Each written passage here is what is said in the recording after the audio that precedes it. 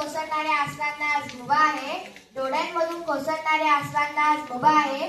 कारण बाबासाहेब तुमच्यामुळे मी आज स्वाभिमानाने उभी आहे. मी आज स्वाभिमानाने उभी आहे.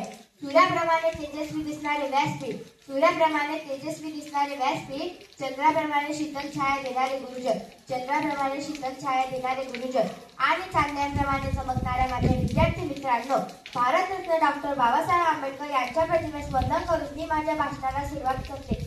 सर्वात आधी आपल्या सर्वांना भीम जयंतीच्या हार्दिक शुभेच्छा. आंबेडकरांना वाचनाचा छंद लागला तो त्यांच्या वडिलांमुळे. तो वाचनाचा छंद भारतीय संविधान निर्मितीचे आस्मान ठरला यात तीळ मात्र शंका नाही. मुळातच अभ्यासाची आवड असल्याने आंबेडकरांनी अनेक पदव्या संपादन केल्या. शिका, संघटित व्हा आणि संघर्ष करा हा क्रांतिकारी संदेश त्यांनी सर्वसामान्यांना दिला.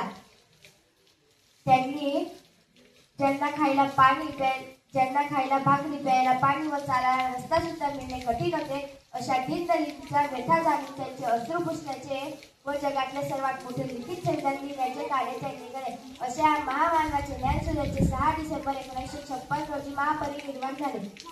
शेवटी एवढंच सांगेल की अंधार सुद्धा ज्यांच्या नशिबी त्यांना प्रकाशाचे दान दिले, अंधार सुद्धा ज्यांच्या नशिबी त्यांना प्रकाशाचे दान दिले. बाबासाहेब